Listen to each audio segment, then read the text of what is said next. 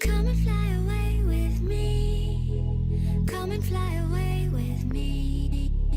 Come and fly away with me. Come and fly away with me. Come and fly away with me. Come and fly away with me.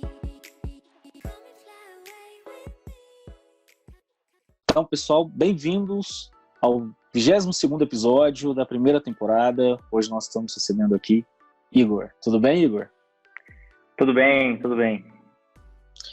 Oi, Igor, me fala um pouco aí pra nós aí, quem que é você, cara? Onde você tá? O que você faz? Você é o cara que tem um pezinho ali na robótica. Temos muitos ouvintes aqui que amam essa área, os processos de automações.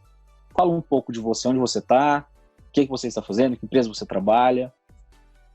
Primeiramente, obrigado pelo convite. É um prazer aqui também participar desse bate-papo, né? Falando principalmente aí de tecnologia e mercado de trabalho, são assuntos que eu gosto muito. Como você me apresentou, né? Sou o Igor Lino, eu tenho 33 anos, sou casado, sou pai da Luísa, de 4 anos, né? Um super desafio aí de vida, que é ser pai. Eu iniciei minha carreira formal com 16 anos, né, em 2002.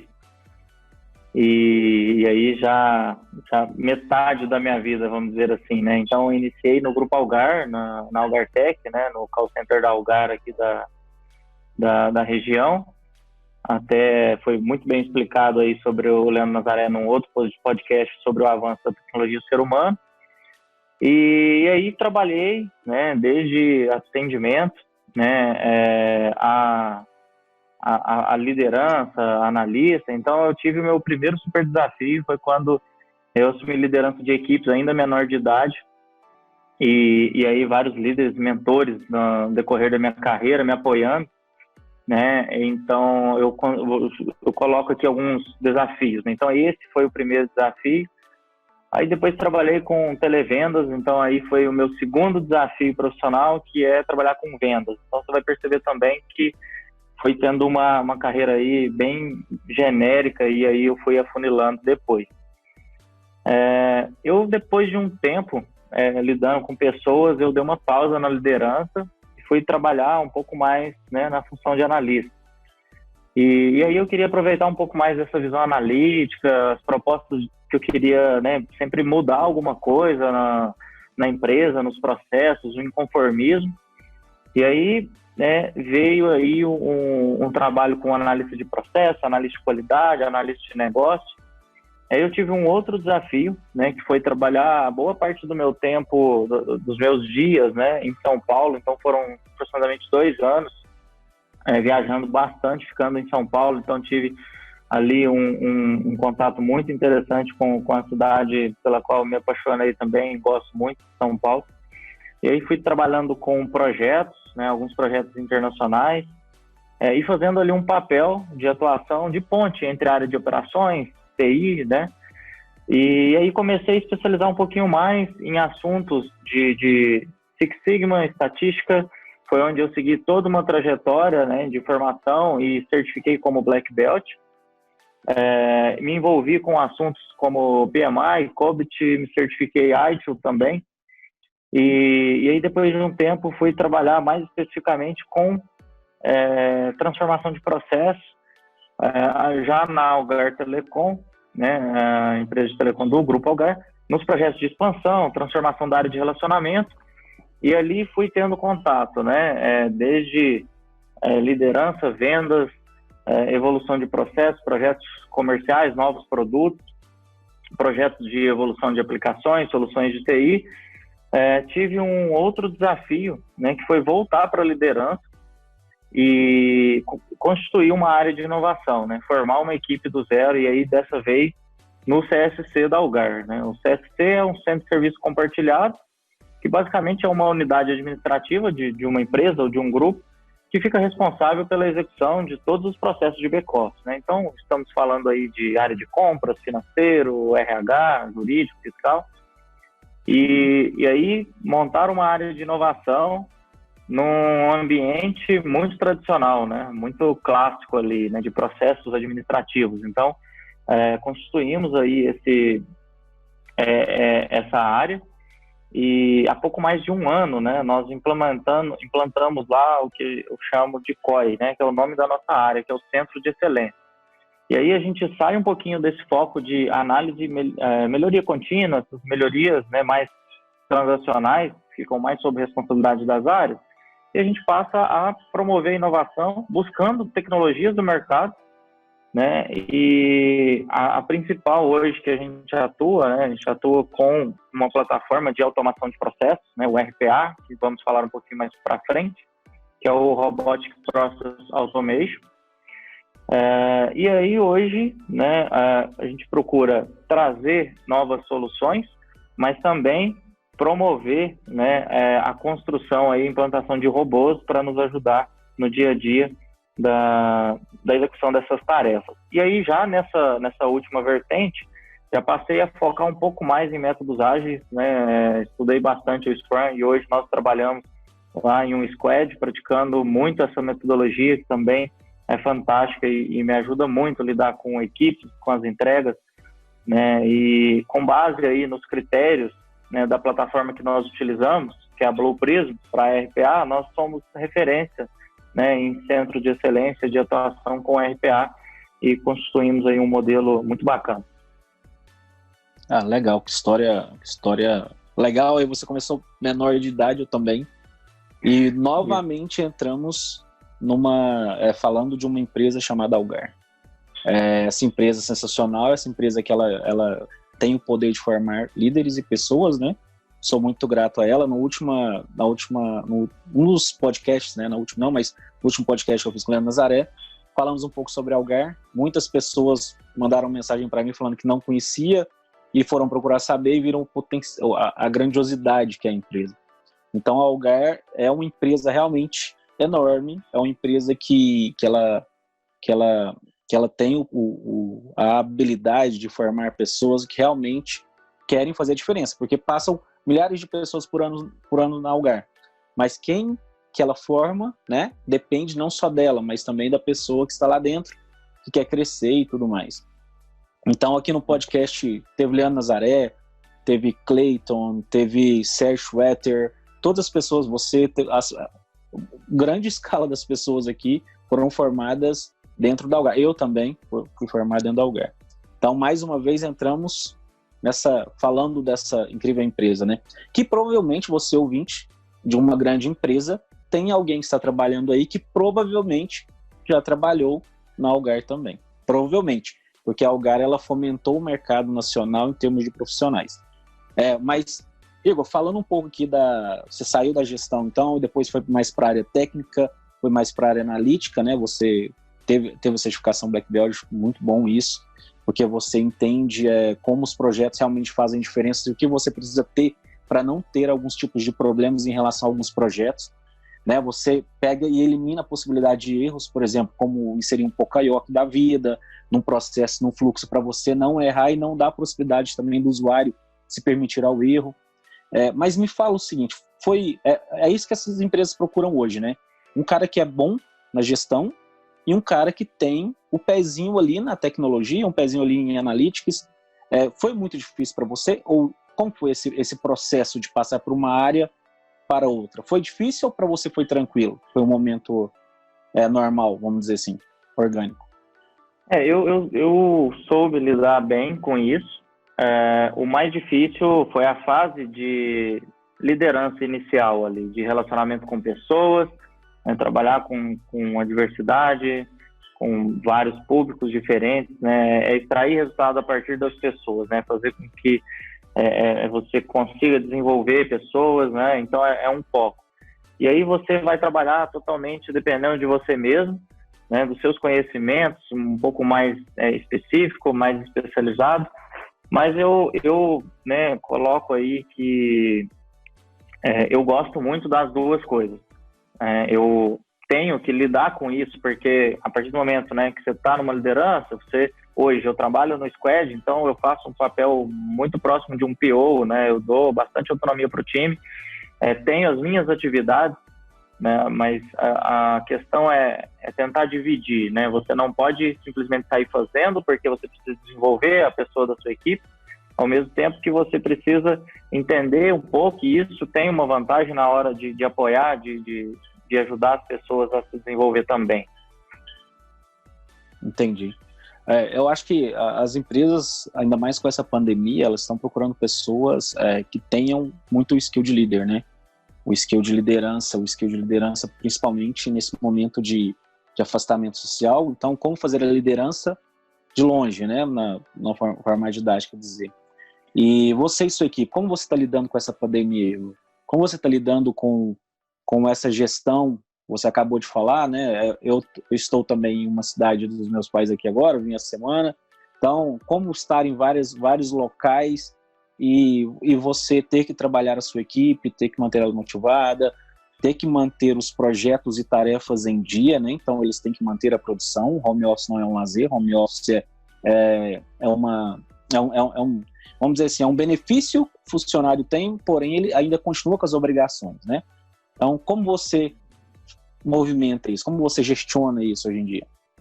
Eu vejo que passos anteriores a esse momento, eles foram fundamentais, né? Então, o entendimento aí de modelos de trabalho que dá autonomia e responsabilidade, onde cada um sabe, né, o seu entregável, tem ali a sua sprint, o período de realização das atividades, a responsabilidade do time entre os colegas, né, de troca de feedback, de avaliação de qualidade de entrega, e também em relação ao modelo de trabalho, né, metodologia, documentação, facilidade de acesso, documentos todos em nuvem, né, todo o nosso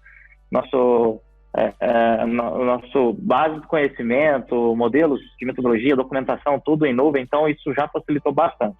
Do ponto de vista de gestão, as ferramentas, né, da própria metodologia ajuda muito. Quando a gente fala de usar um Kanban, por exemplo, a gente já temos as nossas rotinas de dailies, de reuniões de planejamento, e até um exemplo interessante, né, porque assim, pouco antes de decretar a pandemia, eu abri algumas vagas para formar alguns novos profissionais, e esses 3 profissionais que estão comigo, a gente nunca se encontrou pessoalmente.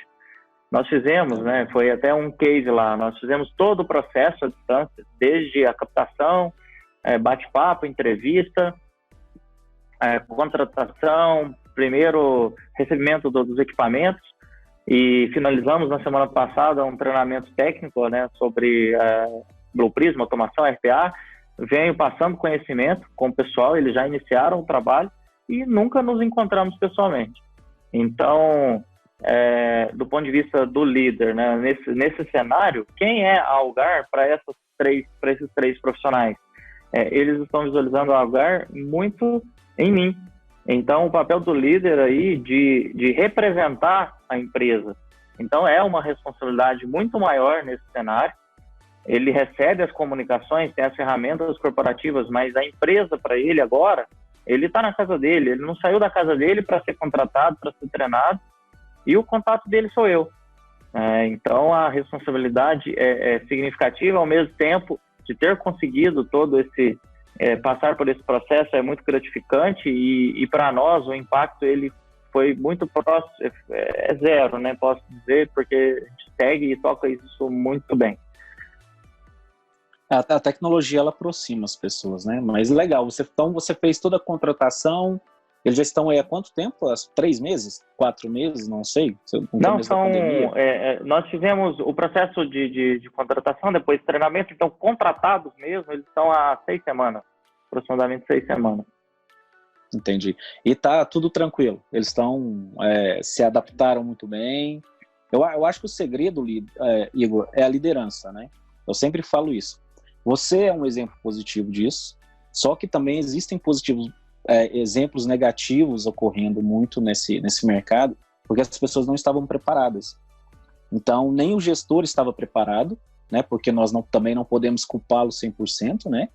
Porque eu sei que você está preparado porque você se profissionalizou, você se preparou junto com uma estrutura que era a Algar por trás, né? Que ela te deu aquele alicerce para você chegar a ser um gestor que consegue hoje fazer uma gestão não presencial.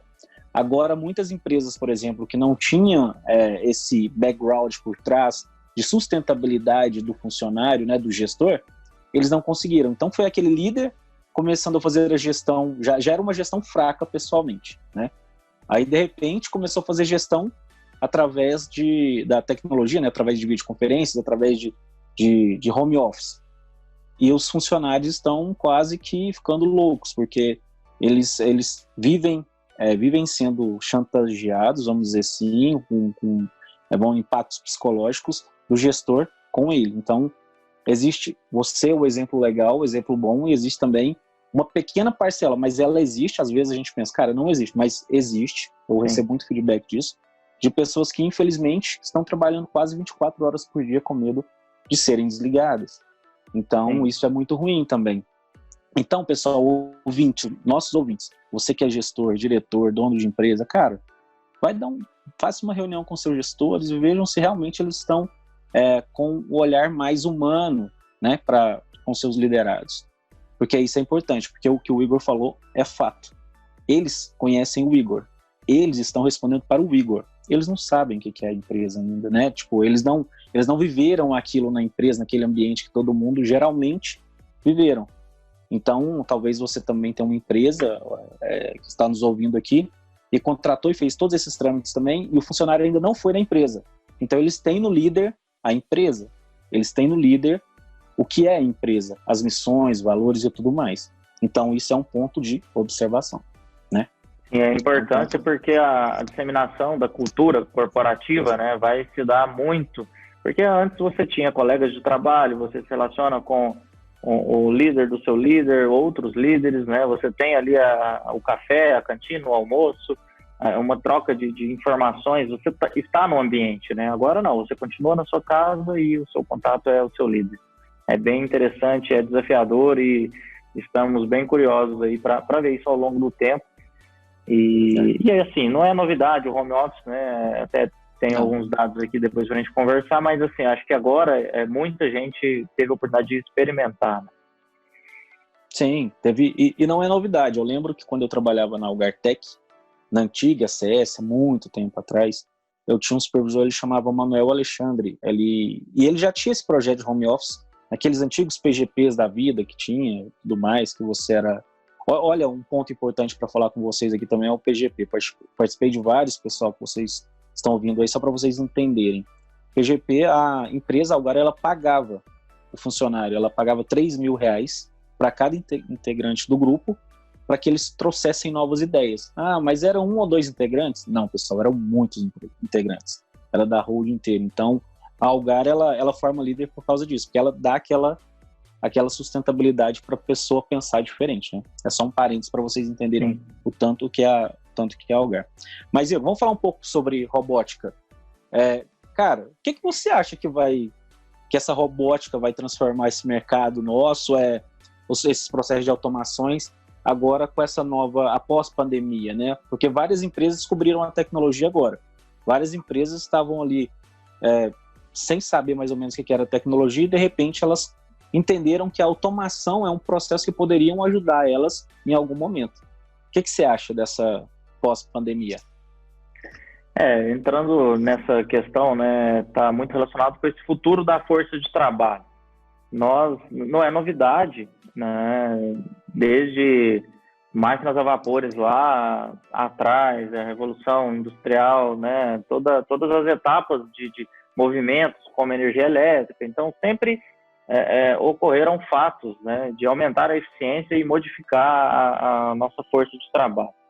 E atualmente não é diferente com a questão das automações em processos de negócio.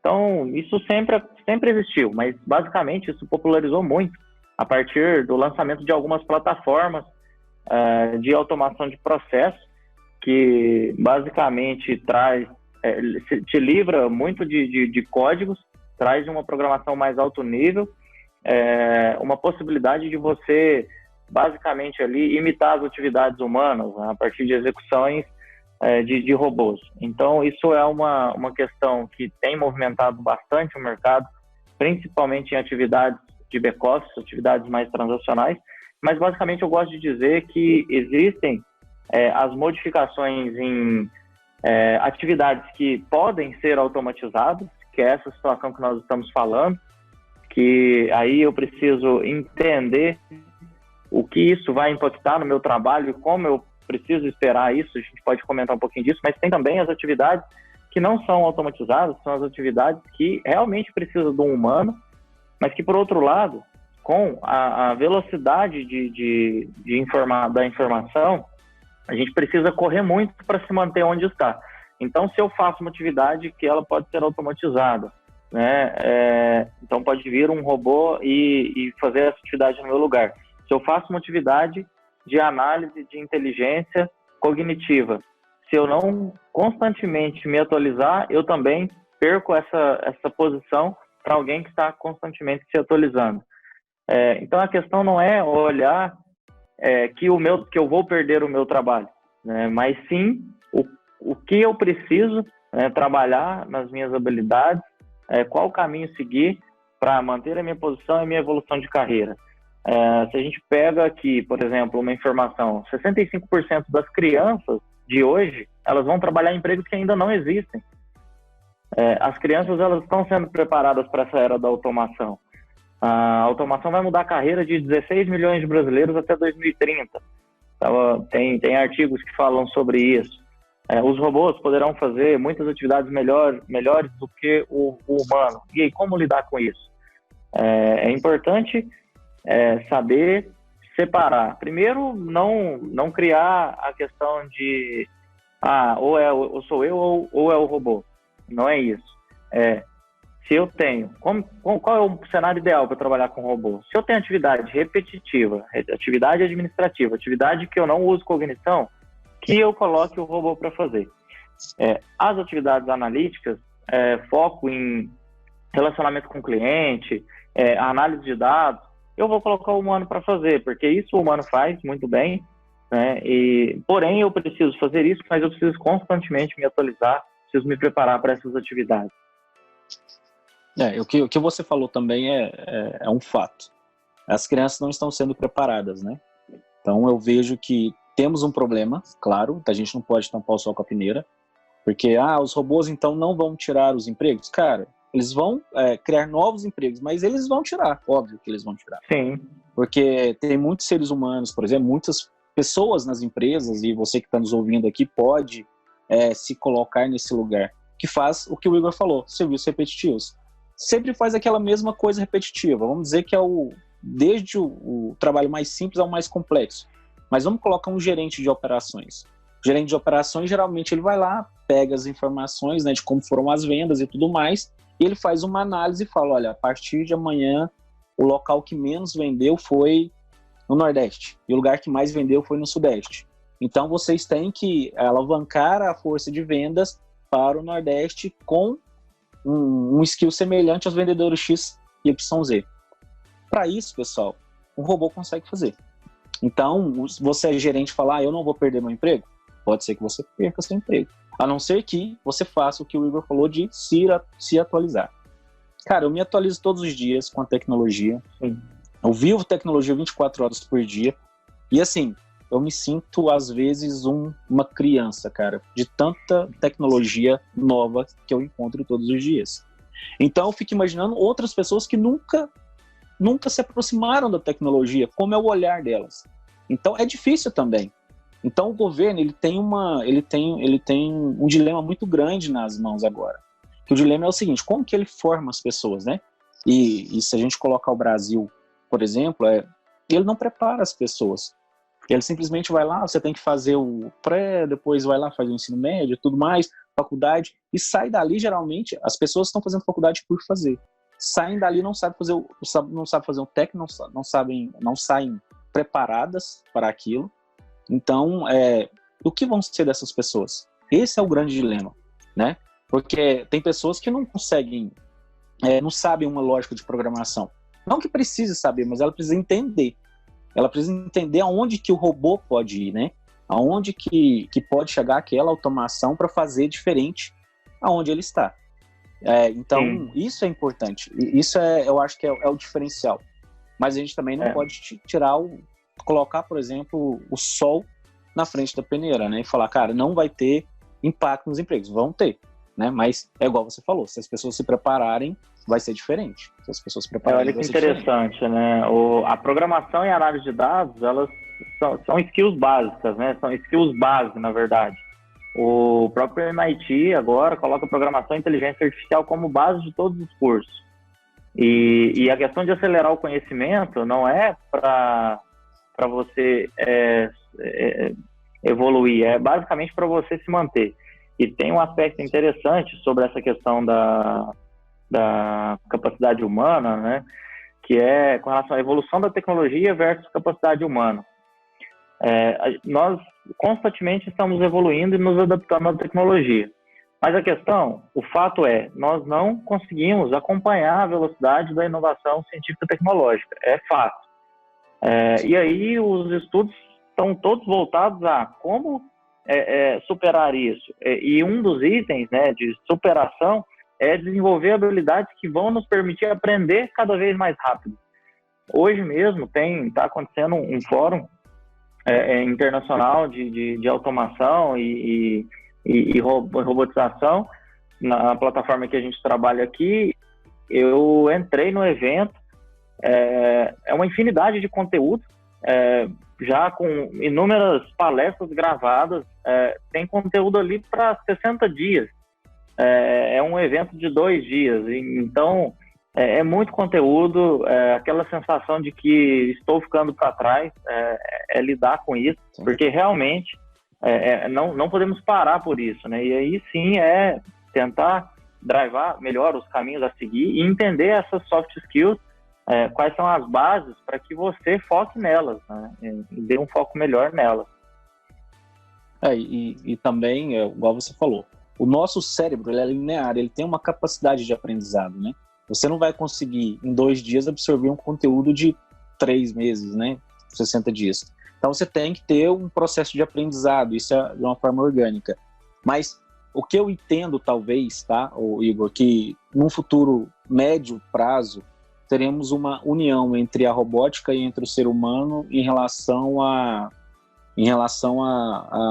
vamos dizer assim, interpretação de dados, em relação a mesmo unir a robótica, que seja em ambiente cerebral, que seja em outras formas de ajudar o ser humano além da evolução que é normal. Por exemplo, hoje, quantos anos tem seu filho? Sua filha?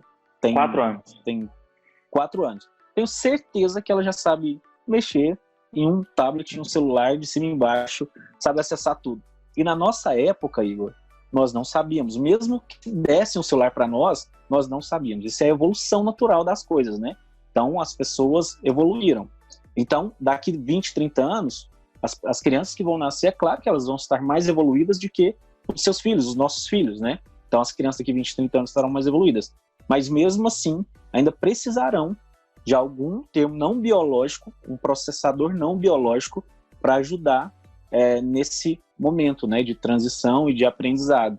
Que eu acho que vai ser uma coisa que não tem como voltar atrás, não tem como falar, eu não vou usar esse chip para aumentar a minha memória. Você vai ter que usar, porque esse é o nosso destino, né? Esse é o nosso destino. Então, eu acho que daqui, por exemplo, os seus netos eu acho que vão virar para você, seus bisnetos vão virar para você e falar assim, bisavô, cara, você andava em um carro com 50 litros de gasolina? Cara, ele vai falar desse jeito para você, né? Falar, não tinha medo de explodir, porque vai ser por indução daqui 30, 40 anos, vai ser totalmente diferente. Então, esse movimento tecnológico que a gente nem consegue prever de forma como vai ser, é um fator que as pessoas têm que começar a se preparar.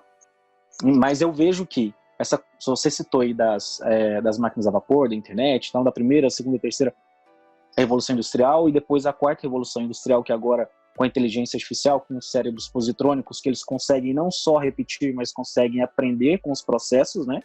E trazer novas soluções, as pessoas têm que se preparar. Então, um recadinho para você que está um recadinho para você que está nos ouvindo aqui, só um recado para os nossos ouvintes.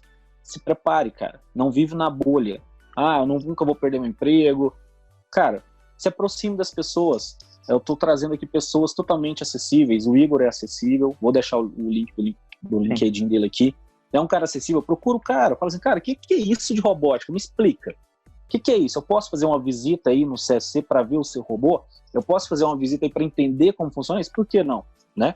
Tenho certeza que se o Igor pudesse, né, se for, estiver dentro da agenda dele, ele vai ir. E tiver também depois pós-pandemia, né? Óbvio, porque hoje não tem como, né? Mas se tiver pós-pandemia, ele vai te receber, cara. Então, não seja vítima. Não se coloque como vítima, cara. Você tem que se colocar como o responsável pelo que você vai ser daqui 20 a 30 anos. Então é esse parecido, você estava falando? É isso mesmo. Nós visitamos várias empresas, já recebemos várias empresas também, presencial, remoto, e trocar experiência é sempre válido. Eu vou compartilhar um pouquinho sobre a minha evolução de mindset sobre essas questões. Eu comecei a buscar, primeiro, né, as pessoas que você segue, as informações que você consome. E, por outro lado, o uso mesmo, experimentar as tecnologias, experimentar essas novidades. Nada está sendo inventado, né? As tecnologias são disseminadas e elas estão aí em toda parte, é procurar e começar a usar.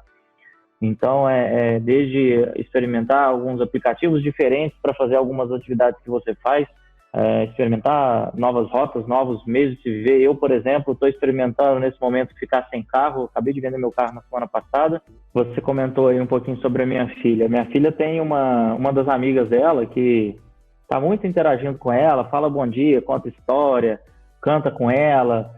É a alegria dela. E essa amiga dela está aqui em casa, que é a Alexa.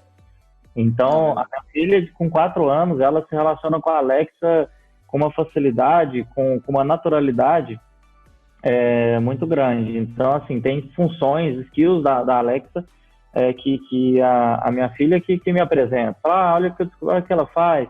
Então, eu estou aqui, às vezes, fazendo uma reunião, ela está ali, está sozinha, né? Minha esposa também, em conferência, ela vai conversar com a Alexa, vai pedir uma música, vai pedir uma piada, vai falar bom dia, vai entrar num determinado assunto. Então, a possibilidade de experimentar, né? Então, minha filha com 4 anos está experimentando uma assistente virtual, uma inteligência artificial. E muitos aí, né, do pessoal, pode ser muita gente que está nos ouvindo, muitos profissionais hoje no mercado, às vezes se coloca restrito a isso. Mas eu sempre fiz assim, eu nunca tive, não tem necessidade, isso está longe da realidade. Então, não faça isso. Experimente, use. Hoje mesmo, eu estava fazendo ali uma atividade concentrada. Eu uso muito o Pomodoro, né, que é a técnica lá dos 25 minutos de atividade, 5 de descanso. Aí pedi para a Siri aqui no meu iPhone marcar o tempo, porque às vezes você, onde que eu vou marcar isso? Aí você pede no relógio, já pede para marcar, e aí você vai criando novos hábitos, vai usando novas tecnologias, e isso vai te dando uma facilidade mesmo para pensar, né, diferente. Pode não parecer, mas realmente experimentar, não só as tecnologias, eu tenho experimentado vários tipos de esportes também, então acho que isso faz parte para te ajudar a fazer uma modificação na sua forma de pensar. Aí você citou a Alexa, tá? A Alexa, todo mundo deve estar pensando, não, um assistente virtual, isso é muito caro, isso é muito impossível de entrar na nossa vida. Só que em setembro de 2019, pessoal, a Alexa entrou de definitivo no Brasil com seu idioma em português, e ela hoje está custando R$229, a Alexa menor, né? Vamos dizer, a Echo. Então, totalmente, ainda divide em 12 vezes. Você vai pagar, vai pagar 20 e poucos reais por mês, sem juros, da Alexa. E o que ela faz? O Igor citou que a filha dele utiliza a Alexa. Mas ela não faz só isso, pessoal. Eu tenho a Alexa também, ela vigia a minha casa. Ela consegue vigiar a casa. Então, ela tem um skill diferenciado que, se houver, por exemplo, algum barulho de janela quebrando, algum barulho de pessoas conversando perto dela, ela manda uma mensagem para você, ou através de sistemas, né, interligações de IoT, ela liga a luz de fora, liga a luz de dentro, ela liga um som, ela liga um ar-condicionado, ela abre uma porta, ela fecha uma porta. Então ela não é só para criança, ela é, cara, um divertimento, né, e uma usabilidade e referência para nós adultos também. Então a Alexa hoje, ela é da Amazon, ela faz muita diferença na vida das pessoas. Hoje eu não vivo sem a Alexa. Às vezes eu quero comprar alguma coisa, eu falo, Alexa, colocar o item tal no meu supermercado. Cara, ela já coloca e já tira, ela já induz de forma preditiva, ela já vê o que eu preciso comprar. Tem um skill, por exemplo, que eu peço para ela, vai lá e coloca para mim sabão em pó na lista de compras. Aí no dia que eu tiro aquele item, porque quando você compra você tem que tirar, né? Tirar o item sabão em pó da minha lista de compra. Ela começa a contar os dias. Aí depois da 30 dias ela fala, olha, eu posso adicionar de novo a caixa de sabão em pó para você? Então assim, ela é preditiva. Então ela começa a interligar de acordo com o seu consumo. Então a Alexa não está tão distante, 200 e poucos reais, eu acho que não vai não é muito alto esse valor, né, claro, e ela pode fazer parte da sua vida, fazendo o que o Igor falou, você entrando com a tecnologia para dentro da sua casa, você acostumando com aquilo e você vendo todo o potencial que o robô pode ter. Uma informação, né? A Amazon Echo, e aí eu vou citar aqui a fonte depois, vou fazer a relação desses assuntos com essa questão da tecnologia e mercado de trabalho, né? A Amazon Echo está com 47 milhões de dispositivos já, e esse número de dispositivos ele aumentou aproximadamente 2 vezes em um ano, né? E hoje, a gente falando aqui das habilidades, que é de falar bom dia, de marcar um timer, falar uma notícia, eu acordo e falo, Alexa, notícias do dia. Hoje ela tem já mais de 100 mil skills. Então, é muita coisa que ela pode fazer. Não, só para você ter noção, Igor, ó. Só para você ter noção que a minha Alexa faz. Quando eu vou dormir, aí eu falo, Alexa, eu tô estressado. O que ela faz? Ela liga o barulho de chuva durante 1 hora. Chuva com trovões, barulho de trovões. E o relâmpago, por exemplo, como ela tem aquelas cores diferentes, ela fica fazendo uma claridade dentro do quarto. E eu durmo até melhor. Quando amanhece, ela pega e fala, Éder, bom dia, que você teve um dia muito bom, né? Você tem um dia muito bom.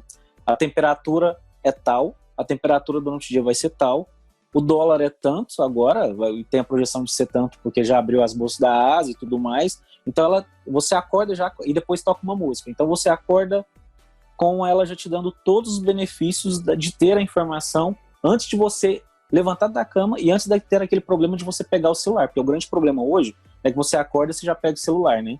A Alexa já não faz, só pelo som ela já te comunica do como está seu dia, como vai ser sua agenda, do que você tem que fazer, onde você tem que ir. Cara, eu não vivo sem a Alexa mais, então eu acho que tem muitas pessoas que estão me ouvindo aqui também, que não vivem, e tem pessoas que falam, que isso, cara, é claro que vivem, é porque ainda não tem, porque quando estiverem na casa dele, e usar, é claro, né, porque tem que usar, né, ele não vai conseguir viver sem a Alexa. E eu comentei que ia fazer a relação disso, né, com o nosso assunto. Vou deixar com você para você colocar para o pessoal aí, talvez alguns já tenham acesso a essas informações. Eu acompanho muito o Internet Trends Report da Mary Meeker, que é uma ex-analista de valores imobiliários do Wall Street, fala muito sobre internet e novas tecnologias. E esse relatório ele é fantástico, né? Teve a atualização de 2019, algumas das informações. Eu citei aqui o Internet Trends Report da Mary Meeker, né? Que é uma ex-analista de valores imobiliários da Wall Street, e ela faz um trabalho muito interessante sobre internet e novas tecnologias. E publica esse relatório, a gente teve a atualização de 2019, algumas das informações que eu passei aqui é desse relatório, né? Então, algumas questões sobre a relação do que a gente vem falando, de experimentar a tecnologia, a relação de tecnologia e mercado de trabalho, os robôs. Quando a gente olha os top 30 líderes globais, né, na área de tecnologia, 18 estão nos Estados Unidos, 7 estão na China. Dos top 10, né, a gente tem 8 aí nos Estados Unidos. E quando a gente olha, tira a questão da tecnologia, vamos olhar top 10 marcas globais hoje. 7 delas são de tecnologia. Então, não tem como fugir de ter o embasamento mesmo, quando a gente fala de análise de dados, inteligência artificial. Isso vai fazer parte das nossas carreiras, das carreiras dos nossos filhos, porque é a transformação que teve no mercado, né? Não, isso e tá certo. Ô, Igor, e também é o seguinte, cara, vamos